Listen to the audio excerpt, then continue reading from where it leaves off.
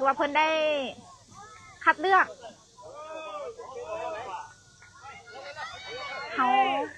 เขามาร่วมรายการนี้เป็นท็อปทีมเนาะเจ้า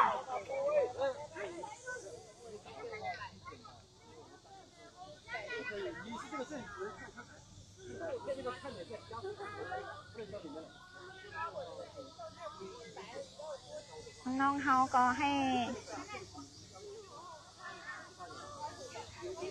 ความเคารพต่อสิ่งศักดิ์สิทธิ์เนาะเจ้าถิ่นเจ้าฐานก่อนลงสู่สนาม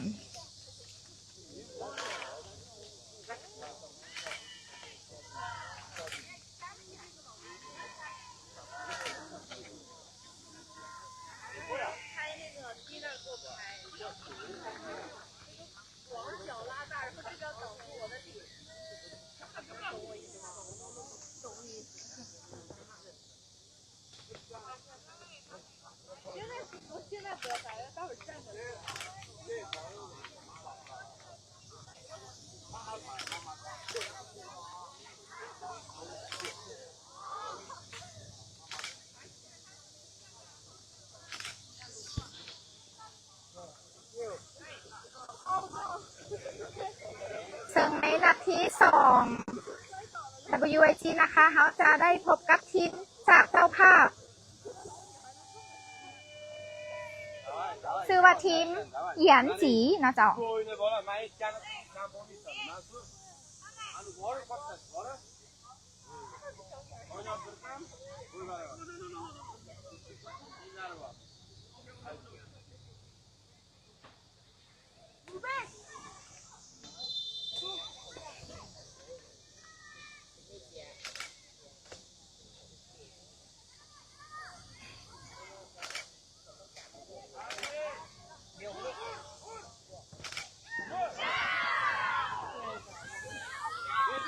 ตอนนี้โค้ชเสือเขากำลังแนะนำน้องๆเขาอยู่ข้างสนามก่อนลงเดินนะเจ้า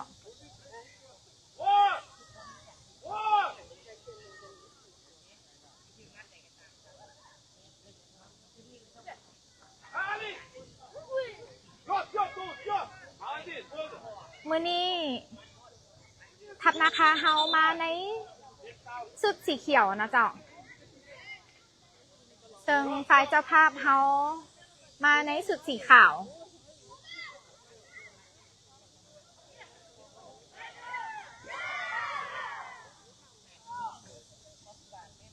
เป็นสิ่งที่น่าภูมิใจนะเจ้าเวลายางไปใส่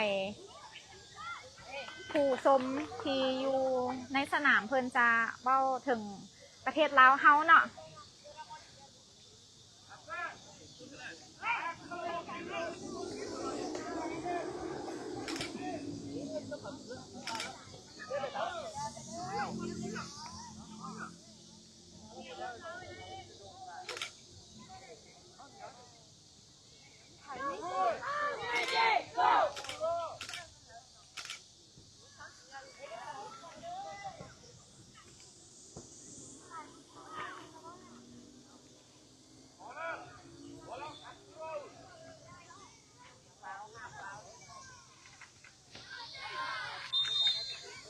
การแข่งขันได้เริ่มขึ้นแล้วนะเจ้า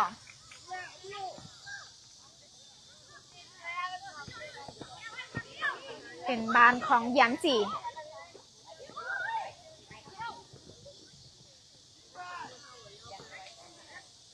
อยู่ที่แบงค์ส่งให้น้องอนุสักกลับมาที่แบงค์ส่งให้คิวห้าเป็นบานล้ำหน้าเนาะเจ้า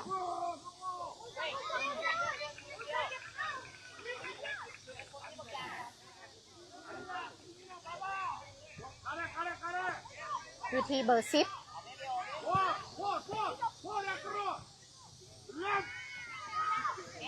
ส่งให้สายฟ้ายังบอพานหยันจีกลับมาที่สายฟ้า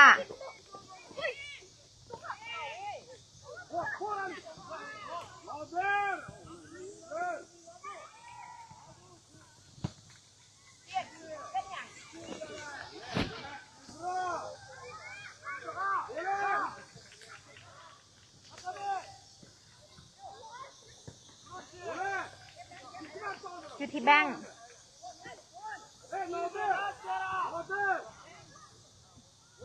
บอสเอาบอทันเนาะออกข้างไปเป็นบานทุ่มของหยันจี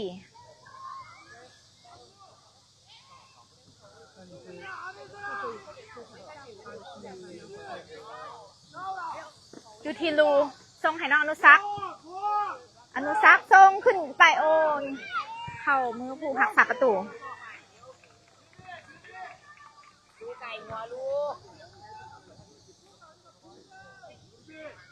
กลับมาที่เป้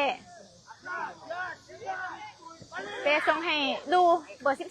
13อนุสักเคลียร์มาให้โทนยังโบทันเนาะเป็นบานออกข้างไป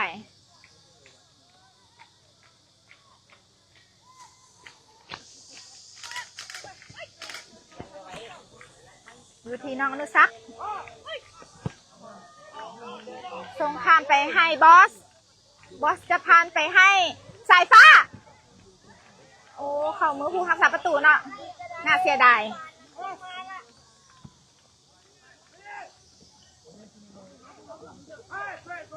อยู่ที่เหยียนจีบอสได้บานคืนมาส่งให้โทนส่งให้น้องอนุสักยังบอกเข้าเท่าเนาะ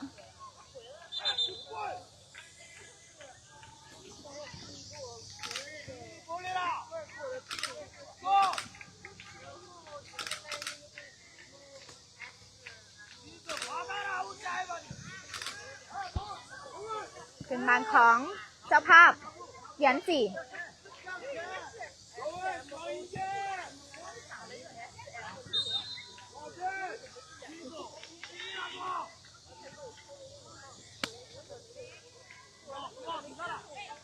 อยู่ที่คิว5ส่งให้บอส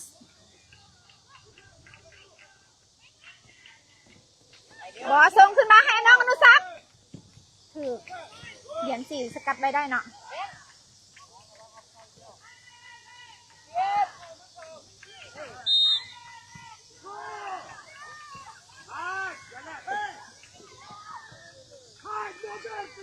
เหรียญ4พยายามบุก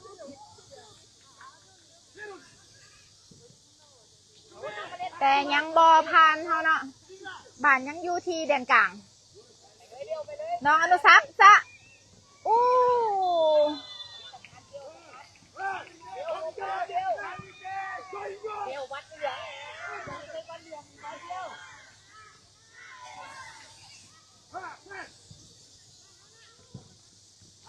บ้านอยู่ที่น้องอนุสัก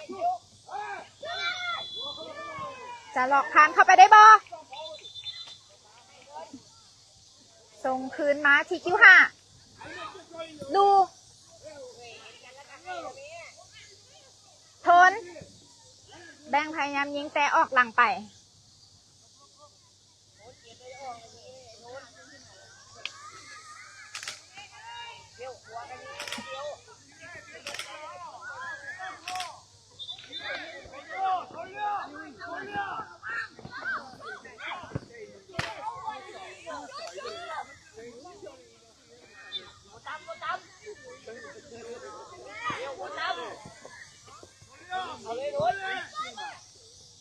อยู่ที่เบอร์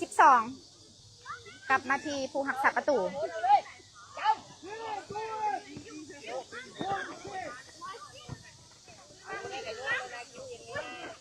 ยังคุกคีกันอยู่เนาะ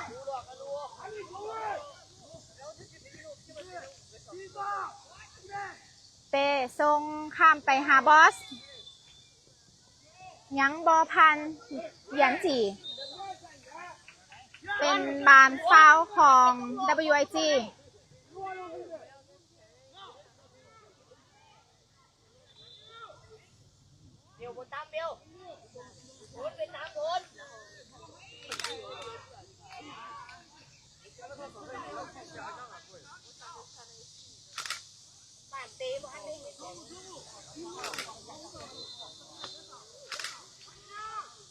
เอาให้ใส่กับตันก็บ่ใส่แล้วไปคนอื่นใส่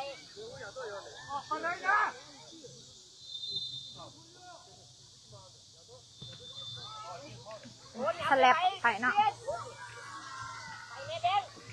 ตอนนี้ส่วนกลับมา ยังถึงสกัดไว้ได้บานอยู่ที่สายฟ้า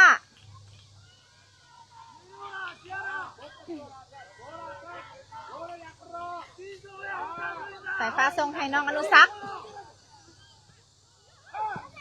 ลองยิงไก่เบิ้งเนาะอู้ต่ำคันคนพยายามซ้ำแต่ยังบ่เข้าเนาะเจ้าตอนนี้อยู่ที่0-0แล้วเจ้าเสมอกันอยู่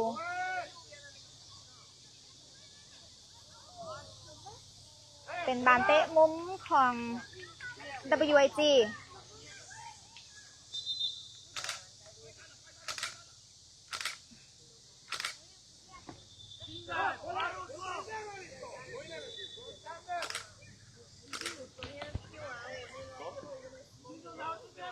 อนุสักพยายามเตะเข้าไปยังบอเข้าเถอะเนาะ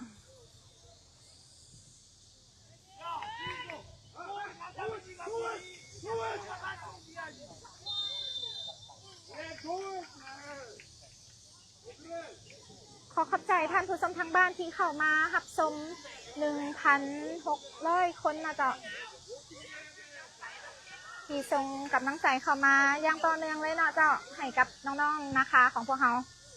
อันนี้เหยียนสีพยายามบุกเอ้าเกือบนะอุ้ยเสียวเนาะเจ้า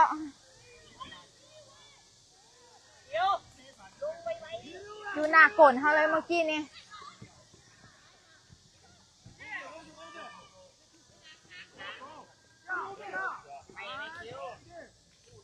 กลับมาทีน้องอนุสัก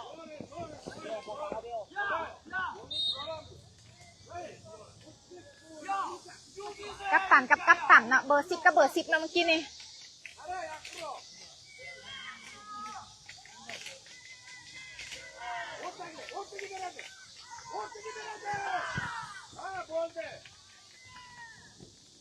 เป็นบานฟรีคิกของ WIG โดยการยิงของน้องอนุสักวิไลผุ่นเบอร์10มาเบิงน้ำกันเนาะว่าลูกนี้เขาสิเป็นอะไรเนาะ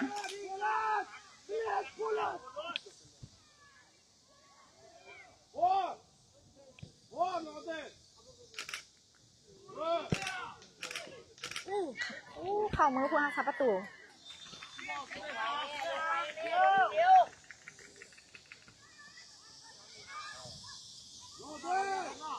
กลับมาที่เป้อยู่ที่ดูทรงให้บอสพยายาม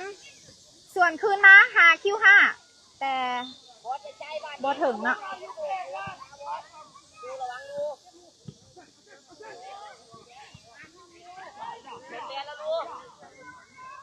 เหรียญสีพยายามบุกเขาอย่างต่อเนื่องเนาะ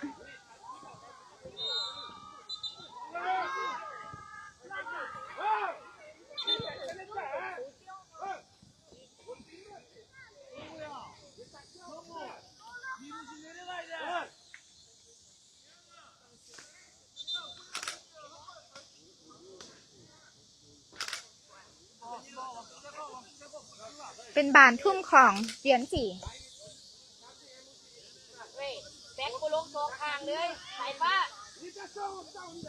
ดูเตะข้ามมาหาคิว5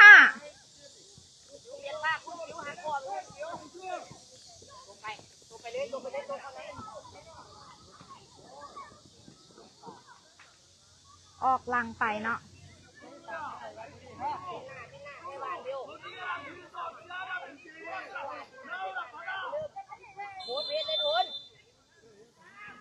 บานอยู่ที่ซัปเปอร์จีนเบอร์6ส่งขึ้นไปกลับมาที่เบอร์10อยู่ที่น้องอนุสัก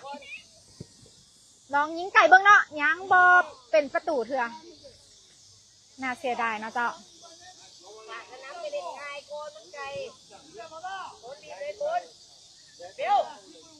อยู่ที่เบอร์12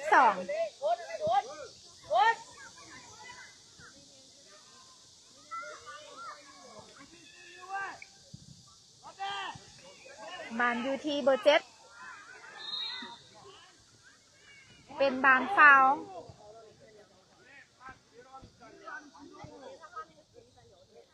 โดนไปโดนเบี้ยวโดนตามโดน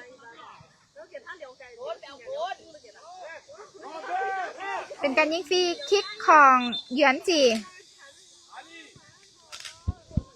เกือบเข้าเนาะ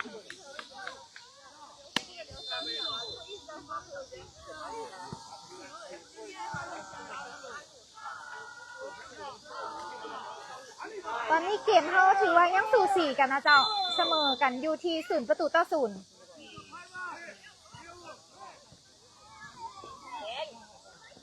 บานอยู่ที่แบงค์1-2กับอนุสักส่งมาให้คิว5ยังบอทันเนาะโอ้ยยังทันอยู่ทน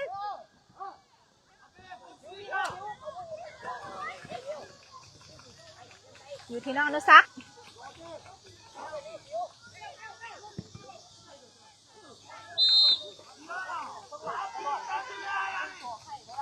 ออกหลังไปเนาะ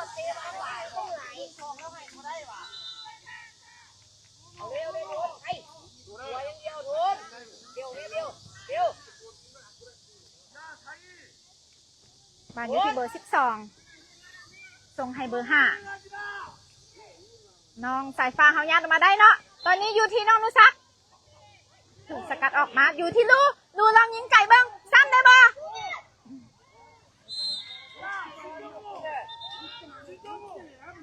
เป็นบานล่ำหน้าเนาะ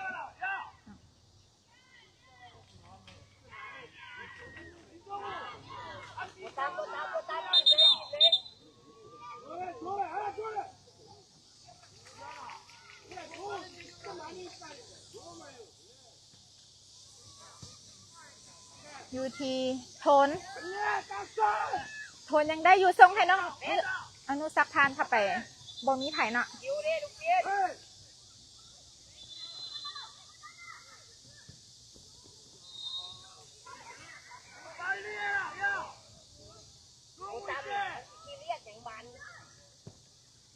เบอร์10ทรงขึ้นไปให้เบอร์9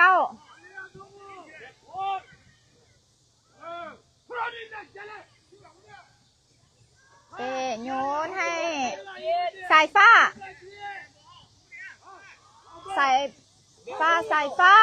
ส่งให้อนุสัก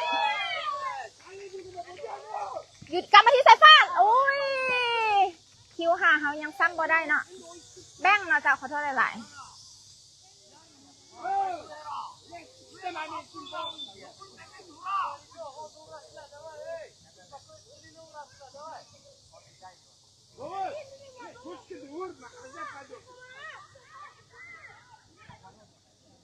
เป็นบานทุ่งของเหยือนจี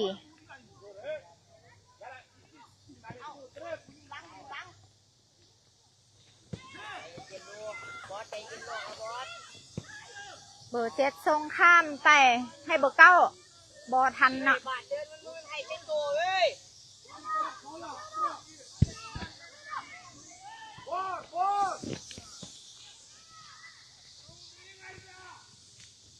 น้ำไปเล่นเอาฝากง่ายๆแล้วน้ำไปเล่นเอา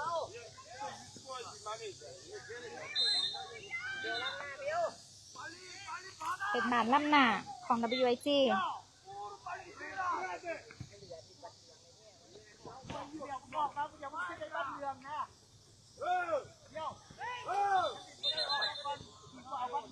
อยู่ที่เบอร์12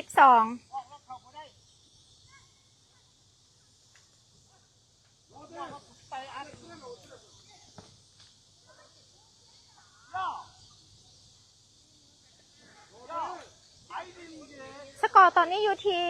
0-0นะเจ้าอยู่ที่แบงค์เอาดีเลยบอสยังไงบอสบ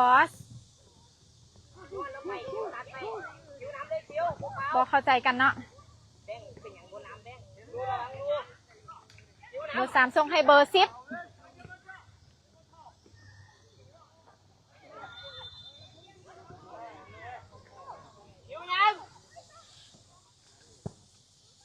อันตรายอะไรเนาะเป็นบานดินบานอยู่แถวหน้าคน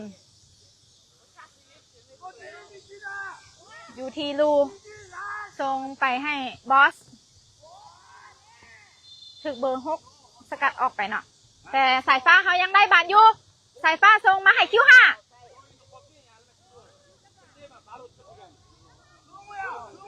เข้ามือผู้รักษาประตูอยู่ที่เบอร์5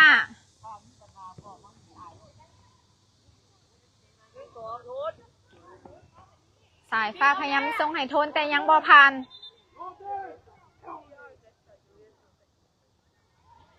กลับมาที่โทนยังบ่ผ่านเบอร์9เนาะ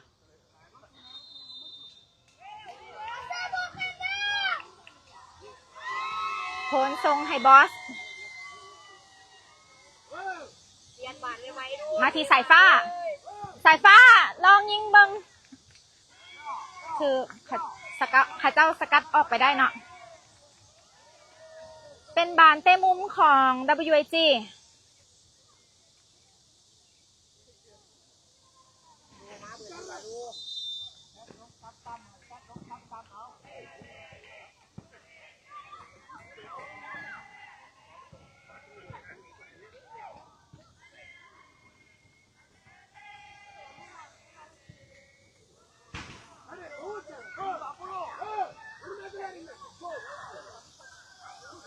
เหรียญจีเวลาข้าเจ้าได้บานจะพยายามโต้กลับไวเนาะเจ้า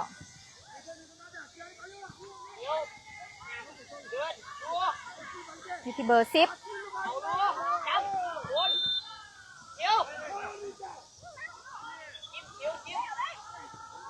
คิว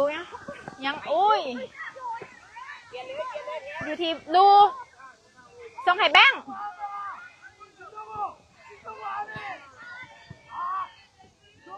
เบอร์5ยังได้บานอยู่ส่งคืนให้เบอร์7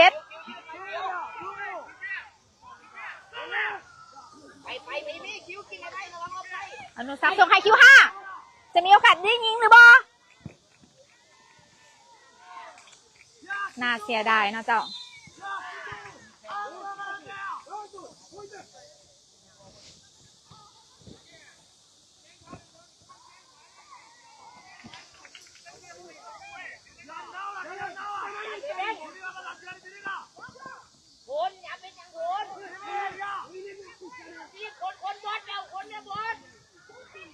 อยู่ที่บอส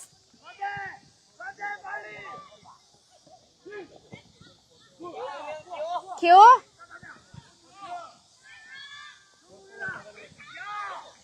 เก่งหลายเป้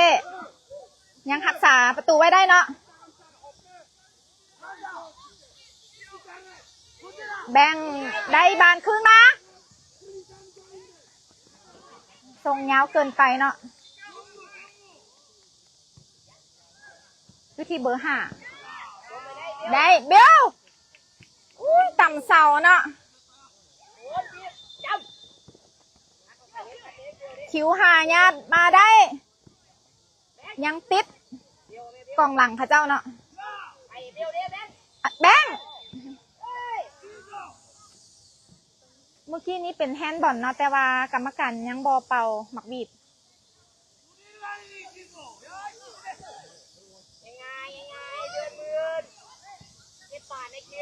กลับมาที่ลูร้องยิงไกลแบบอุ้ยยังต่ำคานอยู่เนาะเจ้า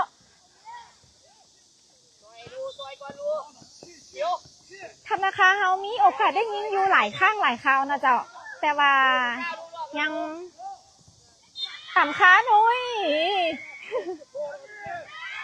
โอ้ยเป็นประตูของเหรียญสีเนาะ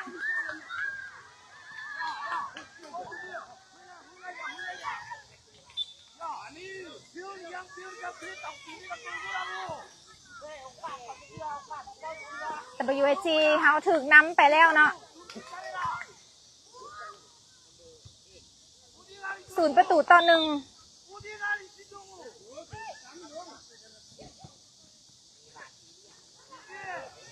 อยู่ที่บอสส่งคืนมาที่สายฟ้าอยู่ที่คิว5โทนส่งให้ลูกดูยังผ่านไปได้เป็นประตูของ WAG นำมาติดๆเนาะเป็น1-1 WIG เขาบอปล่อยเวลาไปดนเนาะถึงน้ำไปบ่ฮอด1 นาที แล้วสามารถตีเสมอได้อีกแบงแบงเปลี่ยนแบงไทยยิงของที่นี่โทนอ๋อด้วยการยิงของโทนเนาะเจ้า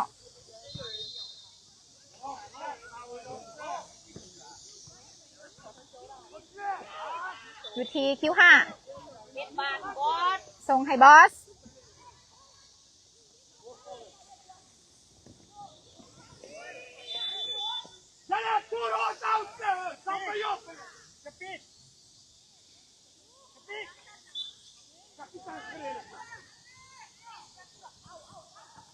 ยังไงน้ำไปเล่นเขามือผู้รักษาประตูส่งขึ้นมาให้เบอร์3แต่ยังบอถึงเนาะคิว5เขายังได้บานอยู่ส่งให้เบอร์11โคฟี่เนาะแต่ยังบ่ทัน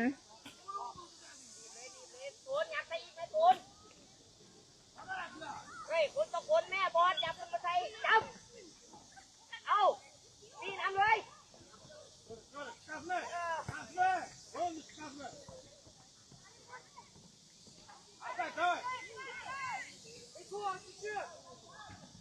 เกมเริ่มขึ้นยังฝืดๆนะจ๊ะแต่ว่าตอนนี้เริ่มกลับมา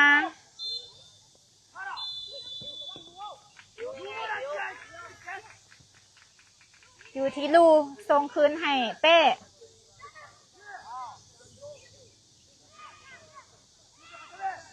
เอ้า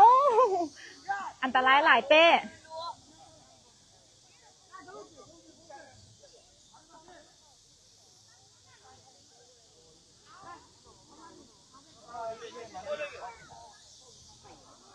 เป็นบานเต้มุมของเหวียนจี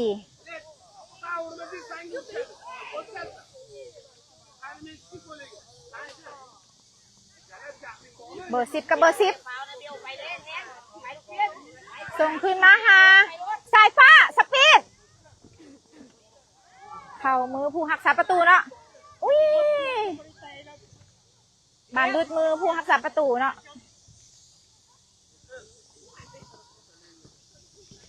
อยู่ที่เบอร์10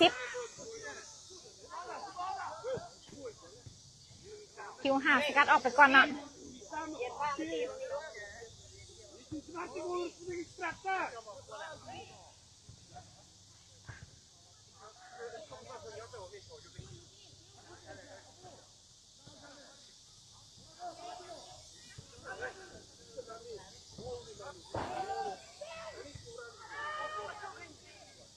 ค่ะแอดมินภาคพิษประกันใดก็ขอโทษขออภัยนะเจ้าเพราะว่าบ่ได้เป็นนักภาคเด้อ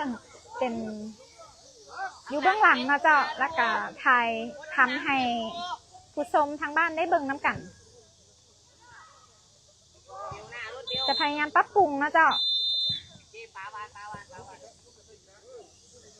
หมดเวลาในตั้งที่1ใครดีไงหมอไล่สดเลยจ่ายสถานโอ้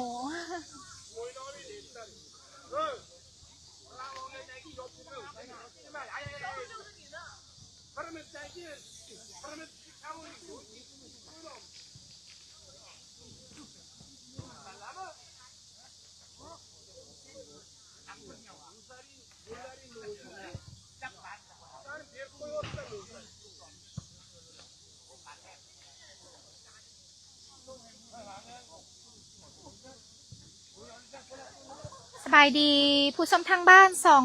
2,600 คนนะเจ้าที่ติดตามรับชมการถ่ายทอดสดรายการใบยังเตียนครับ2026อยู่ที่นครเซียงไฮ้สป.จีนนะเจ้า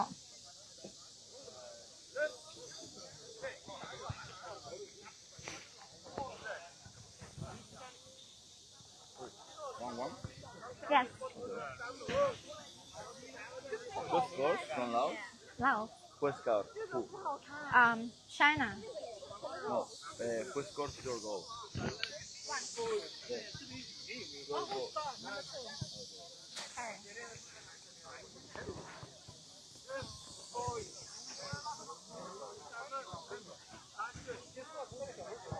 เบิ่งกันว่าตั้งที่สองโค้ชเสือเฮาจะแก้เกมแนวใดเนาะเจ้า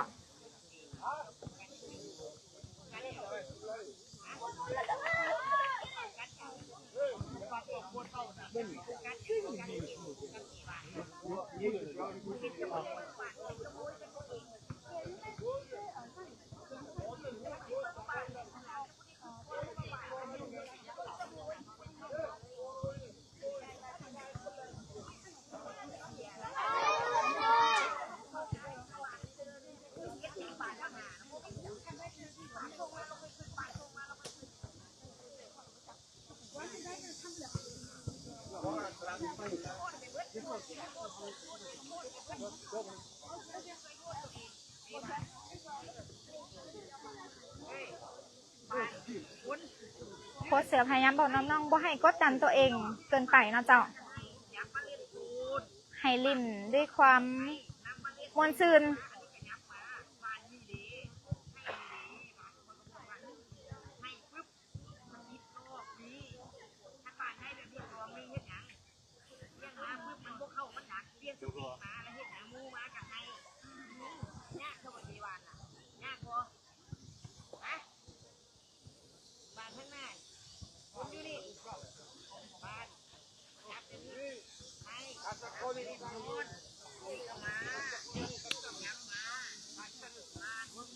Can you hold for me for a second?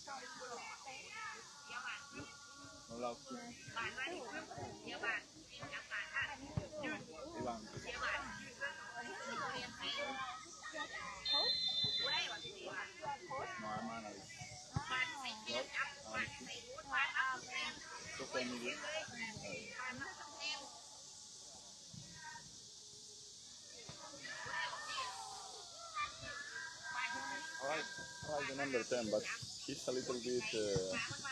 anarchist. Typical character. But better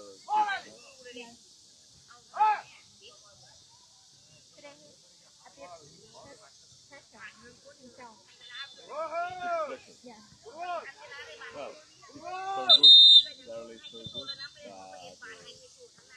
but strong car is difficult. You can get back the second. Yeah, but when he comes to the event, the number 2, he's a 2 or 3, I don't know what to say, so violent.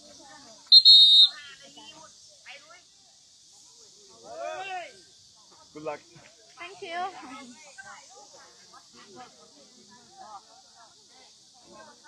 ตั้งที่สองกำลังจะเริ่มขึ้นนะเจ้าเมื่อกี้นี่นักวิเคราะห์ของสเปนนะเจ้าอยู่ในทีมคาตาโลเนียหรือว่ามาจากบาซ่าเนาะเพิ่นเข้ามาสัมภาษณ์แอดเพิ่นเป็นนักวิเคราะห์นักกีฬาและเข้ามาชมเชยน้องอนุสักเขาเนาะถือว่าเป็นนักกีฬาที่เก่ง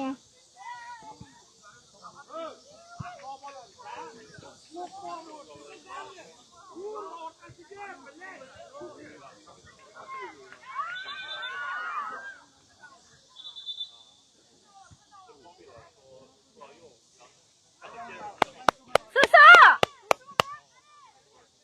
พี่ลุงมากลางพี่ลุงมากลางคู่กันโทนตีก็หน้าโทนบาท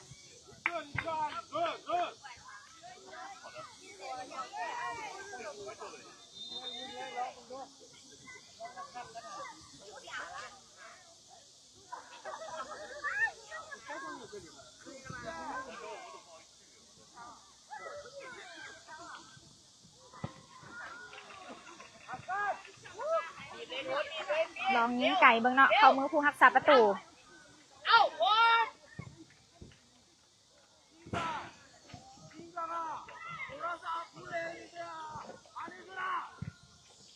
ยังไงใครรถ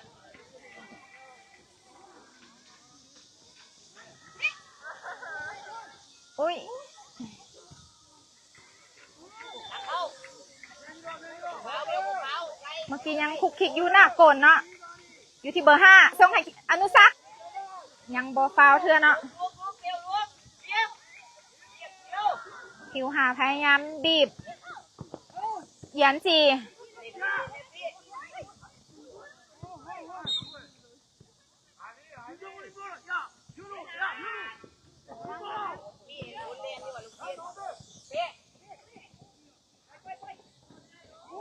อุ้ยสแลบออกหลังไปเนาะเจ้า เร็วไปโทนลงมา อากาศเริ่มร้อนแล้วนะเจ้าบ่มีแดดแต่ว่าร้อนอบอ้าวต่างจากเมื่อวานนะเมื่อวานนี้ฝนตกเลยเนาะแข่งฝนเตะเนาะพวกเขาเมื่อวานนี้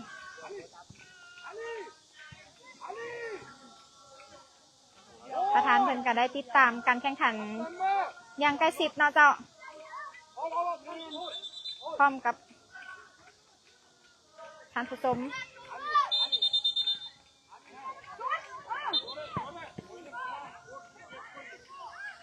อุ้ยเกือบนะเจ้า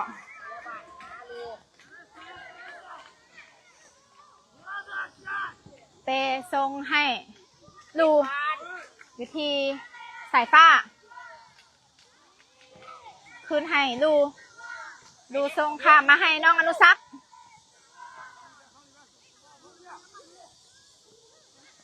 พยายามโตขึ้นไปเนาะยังบอพานเบอร์ 3อยู่ที่สายฟ้ามาทีโคฟี่ยังบอพานกองหลัง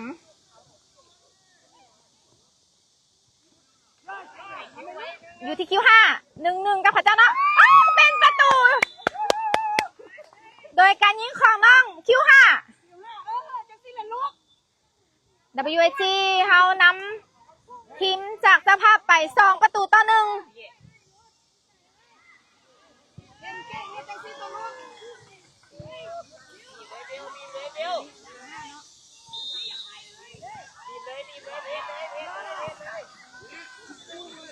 อยู่ที่สายฟ้า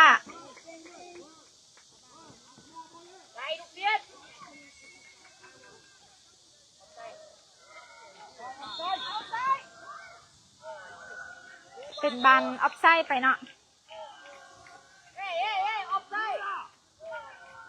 มันยังบอเป่าเป็นออฟไซด์ให้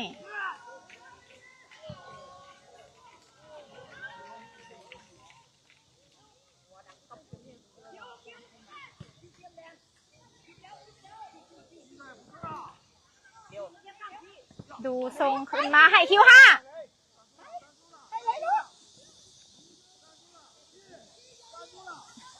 จะผ่านไปได้บอส่งขึ้นให้โคฟี่อยู่ที่บอสส่งให้อนุสักษ์กลับไปหาคิว5อยู่หน้ากลยังบ่มีใครเนาะ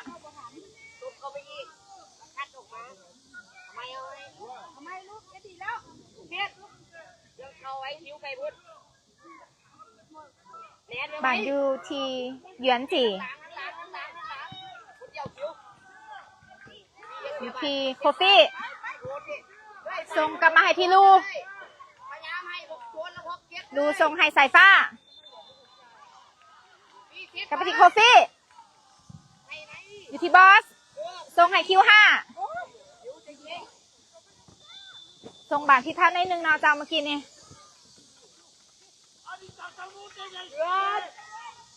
อยู่ที่สายฟ้ายังผ่านไปได้อยู่ติดเบอร์13กลับมาที่เบอร์6ส่งขึ้นมาหาเบอร์9เป็นบานล่ำหน้า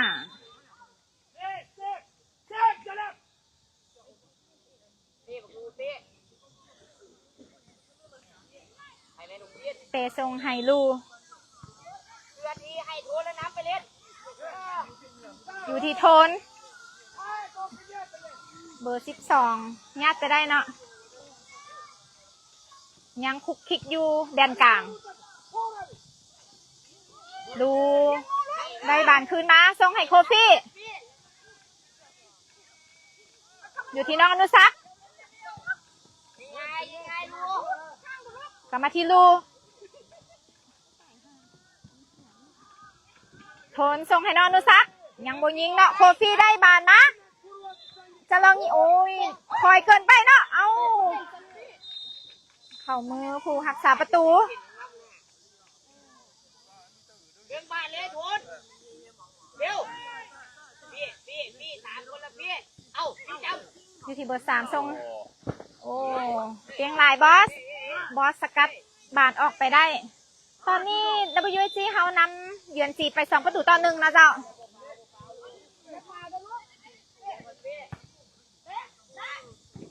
เปส่งขึ้นมาหาอนุสักยังลอกบานได้เนาะ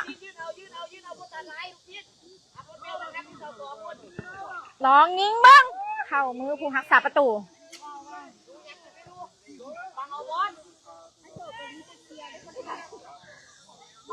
ตั้ง2เฮาเด็กน้อยเฮานะคะเฮาเนาะเริ่มเข้าทีแล้วเนาะเจ้าตั้งแรกยังฝืดอยู่เนาะโอนจำโอนบอกละเอาเดี๋ยวต้องเอากลาง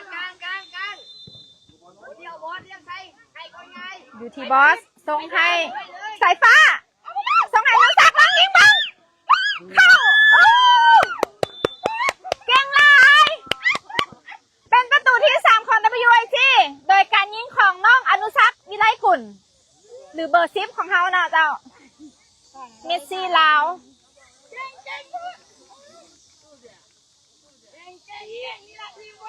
ทีมจากสเปนเห็นเพิ่นมันจะเอิ้นเมสซี่เนาะเมสซี่ลาวไ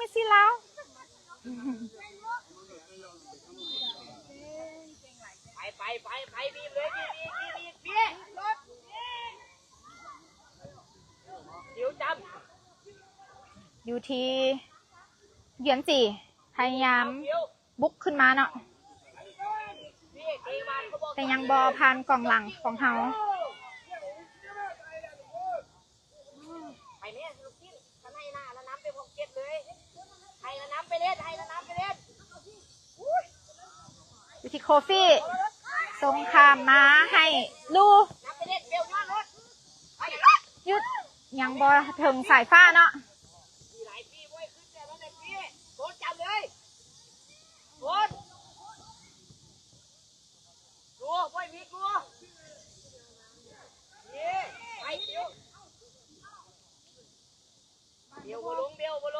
เป็นบานฟาว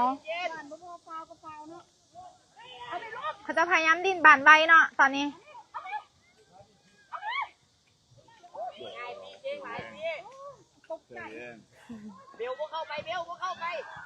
อยู่ที่โทนส่งให้อนุสักยังบอพานเบอร์10บอสส่งคืนมาให้เป้อยู่ที่สายฟ้าสีบุกขึ้นไปเนาะลองเบิ่งส่งให้โทนส่งให้อนุสัก1-2กับโทนถึกเยือนจีสกัดออกไป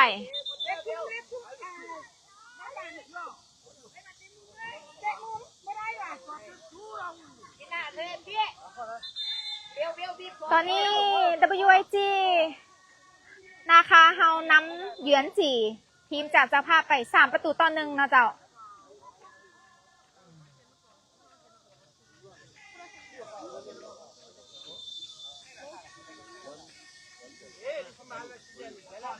เบี้ยวโดนบีบกองเลยจับเลยเบี้ยวมันยังเล่นเลยลูกพี่ยับมาใส่ดูยับไปอีกติดเลยติดจับพี่วิธีบอสกลับมาที่ลูก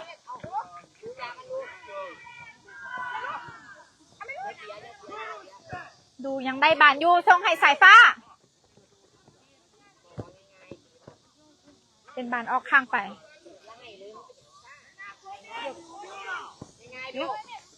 วิธีอนุสักษ์ส่งให้สายฟ้าผ่านเข้าไปบอถึงคิวหาเนาะ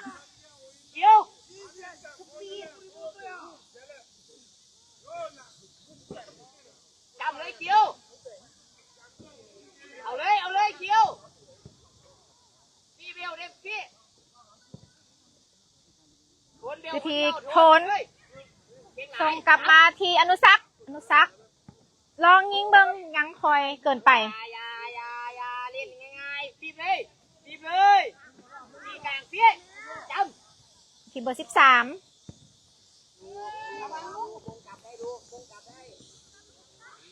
เตะยาวขึ้นมาอยู่ที่ลูส่งคืนให้บอสส่งให้โทนให้อนุสักษ์เดินยังมืนอยู่นะเจ้า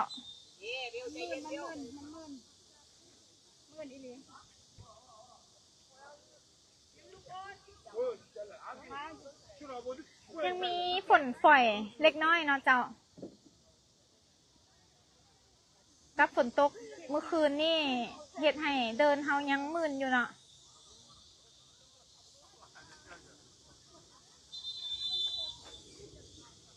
เป็นการยิงฟรีคิกของ WIG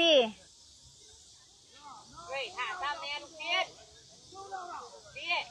เข้าไปไหนหนาค่ะอยู่ไรเข้าไป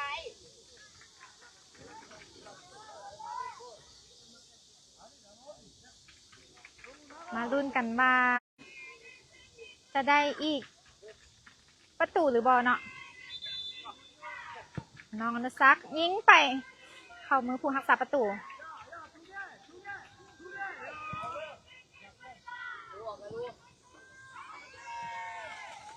อยู่ที่เหยียนจี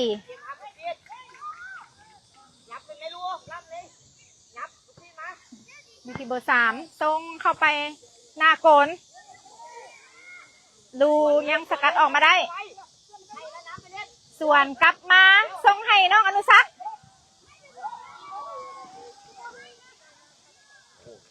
น้องสักเคลียร์ให้โคฟี่ส่งสายฟ้าอุ้ยลองยิงมึงติดผู้รักษาประตูอยู่ที่บอสส่งคืนไปให้คิว5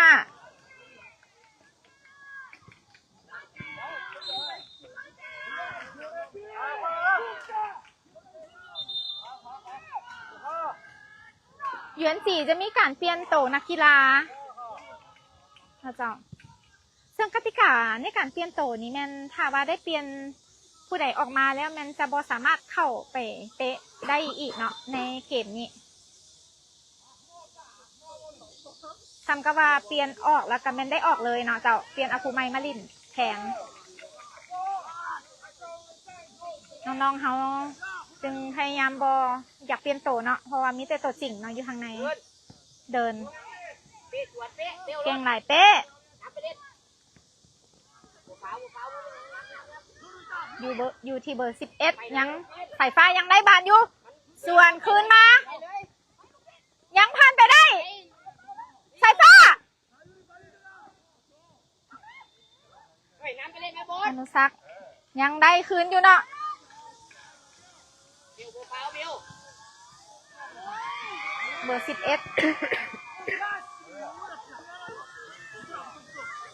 อยู่ที่ลูบอสเนาะเจ้าเขาตัวหลายๆคืนมาให้เป้ทรงเงาขึ้นไปให้โคฟี่ทรงให้ทนลองยิงบ้างติดมือผู้รักษาประตู คนน้ำไป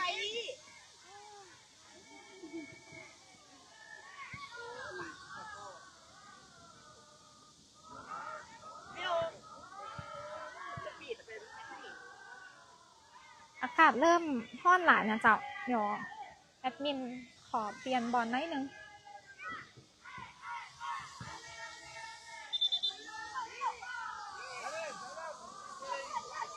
อยู่ที่โคฟี่ส่งให้ทน ทุนป่าเลยทุนก็เห็นนะพี่บอกแล้วเนี่ยเอาแม่ อยู่ที่เบอร์3 พี่ เบอร์3ส่งขึ้นไปยังบ่มีไผ่เนาะ กินเบิ้งเนี่ยเบิ้งบังน้ำไปเล่นยับเอาไปใกล้ๆกันบอกว่ายับเบิ้งคิวไป บอสส่งให้คิว5 งามแล้วแบบนี้เลยคิวดีเนี่ยมันเยือกเบลเอาเลยจำคิวไปแม่ลูกเทียน อยู่ที่อนุสักษ์โตคืนมาติดผู้หักษาประตู เย็บ อยู่ที่เหยียนสี่ทนได้คืนมาเนาะส่งให้โคฟี่ คนเดียวระวังแทน อยู่ที่เบอร์ วอดหน้าดิวอด ส่งมา พี่เบื้องหน้าพี่มาชนคนเดียวเป๊ะ กับมาใหม่เนาะ ดู อยู่ที่รู ชนดิด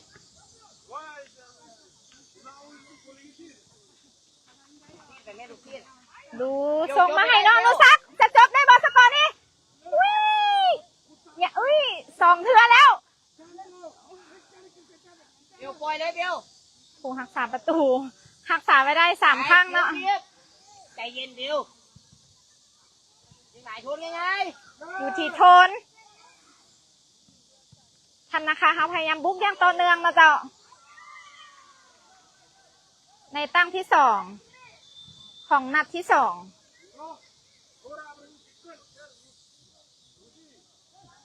เบลน้ำไปหน้าบ่ต้องตำนะเบล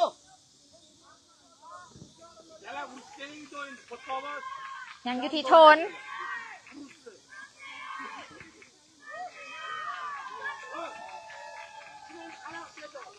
ซ่าซ้อนกันเนี่ยซ้อนเนี่ย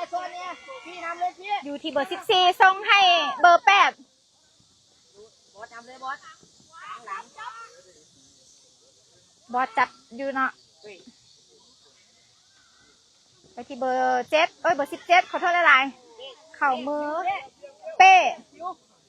ไป3-2โหต้น อยู่ที่คิว ไป 5คืนให้ เบล ทน นี่นะกลับมาเบล อุ้ย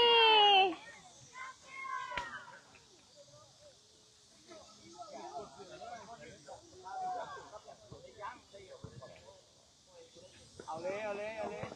เบลน้ำไปยิงเบลน้ำไปก่อนทีไปก่อน อยู่ที่สายฟ้ายังได้บานอยู่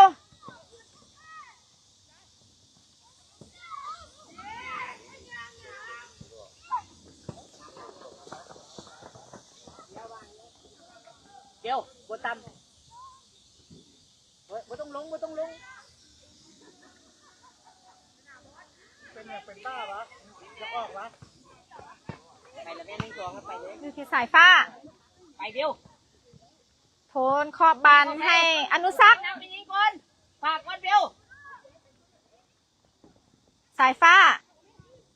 ส่งคืนมา เปลี่ยนไป ให้โคฟี่ โหต้นเนี่ย อยู่ที่คิว5ส่งให้โทน เพื่อนแม่โทน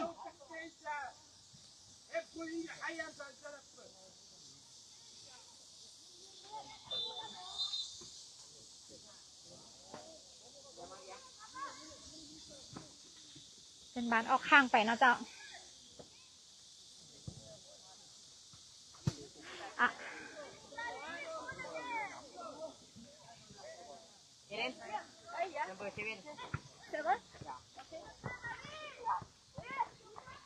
บานอยู่ที่เบอร์ 8 ไปเลยลูกพี่นำเลยพี่เฮ้ยบอสระวังพี่มันยังว่าสปีดลูกพี่เห็นว่าเบอร์ที่3ของลูกพี่หมดกันเฮ้ยอยู่เปลี่ยนเลยพี่ ฝนเริ่มตกแล้วนะเจ้า ดีเลยทนเห็นบอกเป้จากที่ได้ประตูเป้แล้วกรรมการเนี่ย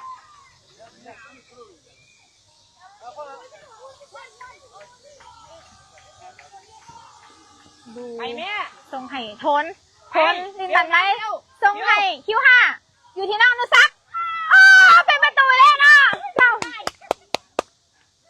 แกงไร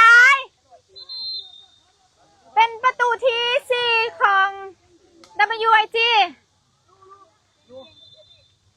ตอนนี้ทำนะคะเฮานำทีมเจ้าภาพไป4 ประตูต่อ 1นะเจ้า เดี๋ยวอีกหน่วยนึงยัง5 นาทีบ่เป็นหยังใจเย็นเร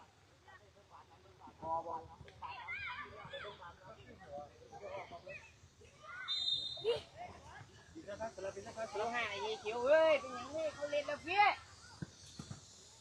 ไอเจียบ้านบอสให้เลยมาดูดิ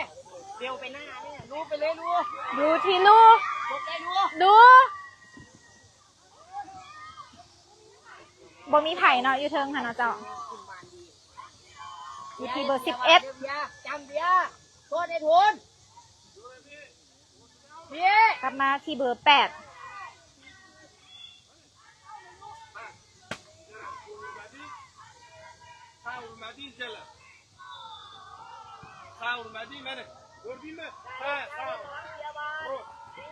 จ้าภาพพยายามสวนกลับไว้เนาะพิธีโทน เบียวโบตามเบียว เปลี่ยนเบียร์เข้าไปแล้วเนาะเจ้าตอนนี้แมนเบียร์ บอสโปรฟ้าบอส อยู่ที่ลูกดูยังได้บาทอยู่ ไปด้วยดู13 กับ 13 เนาะ ไปเบ้านเขาเชียวดูเวลามันดุเราม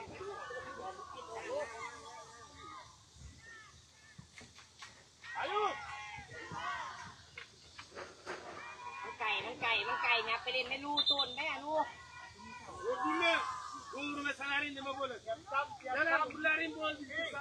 ๋ยวนี้ต่อสองเดียวไปเลยเอาตัวนี้คิวแลนอย่าถามคิวไปก่อนเดี๋ยวเตาไก่ไปเลย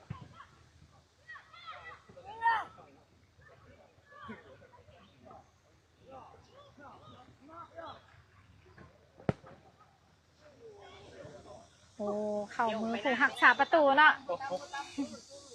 กล้วยเขาวัดมุงไปหน้าเจ้าบอสเบี้ยน้ำไม่สุด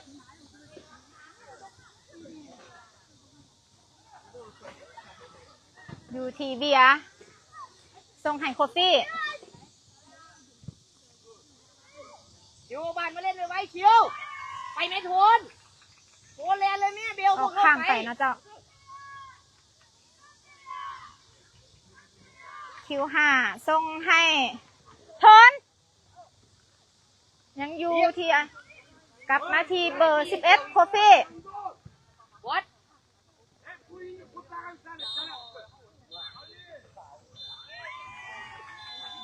เบื้องบานเล่นไปไหนเบี้ยไปเลยคิวตบเล่นมาเลยคิวเดี๋ยว2เดี๋ยวคัดแบ็กคิว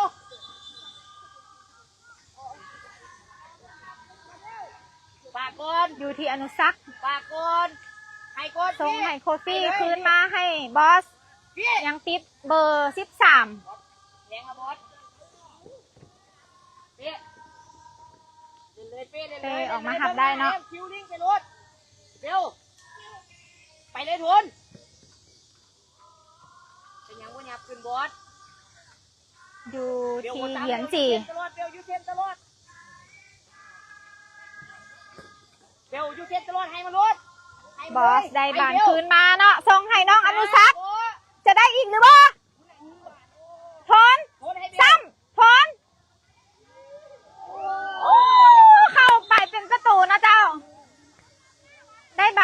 กี้นี่หรือเป็นบานฟาว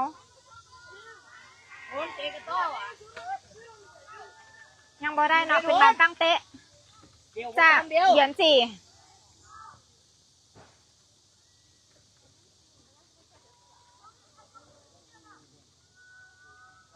สกอร์ยังอยู่ที่4-1นะเจ้า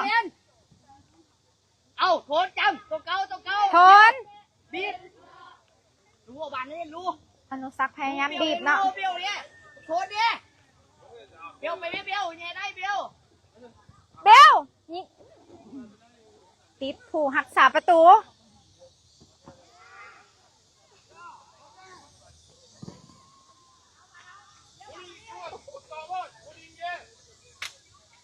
เบียร์เฮาสกัดออกไปเลยต่ำเบอร์17ออกไปเนาะอยู่ที่โทนส่งให้คิว5 โทนจบ โทนโอ้งานไหนเป็นประตูที่5ของ WAG โดยการยิงของโทนทับนาคานำทีมเจ้าภาพไป5-1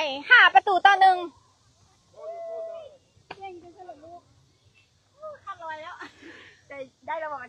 นี้ yes ไปมา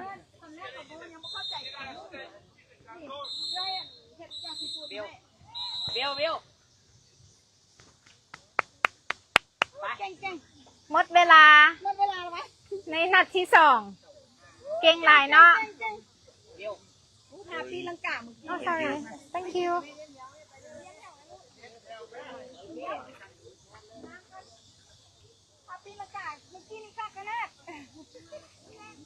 มีคนปิ้นหมอ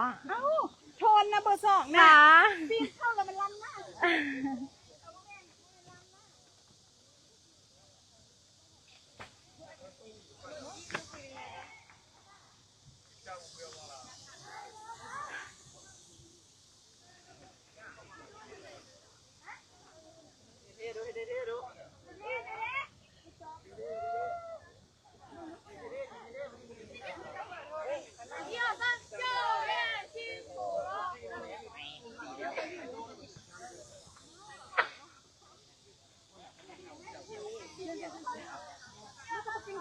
มันดีแล้วของ เออ เกินใหม่แล้ว3หน่วยก็ไม่นานนั้นไม่มีปัญหาแล้ว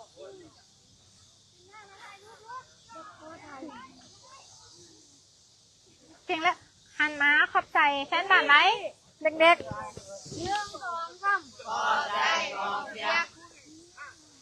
เมื่อยเนาะ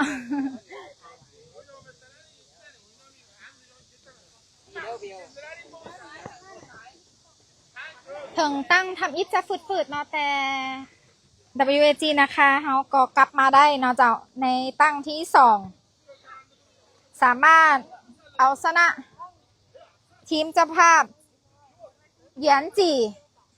5-1เก็บไปอีก3คะแนนนะเจ้า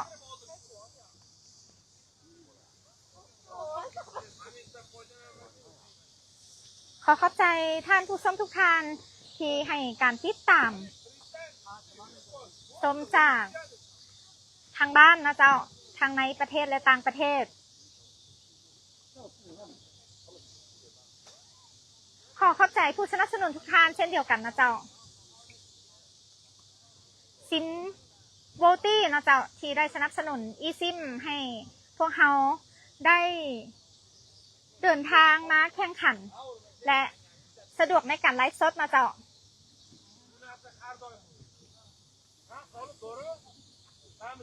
ตัวสัญญาณเพิ่นแม่นแห้งดีนะเจ้าตอนนี้แม่นประธานเพิ่นมีคำเห็นกับน้องๆน้อยหนึ่งนะเจ้า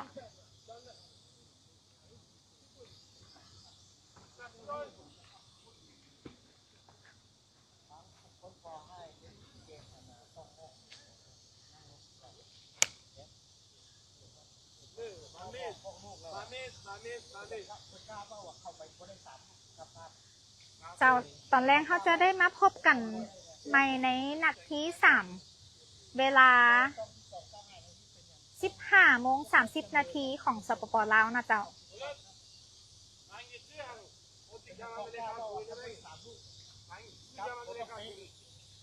พอกาว่าปิดเข้าบนนก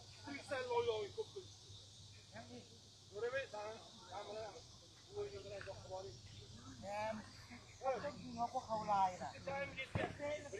sorry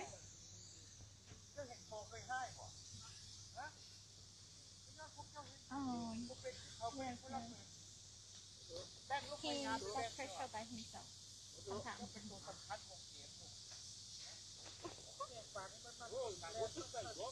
together oh together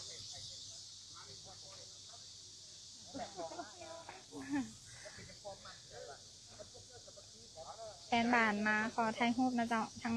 ตอนนี้เขามีแฟนบ้านจีบน้ำเนาะเจ้า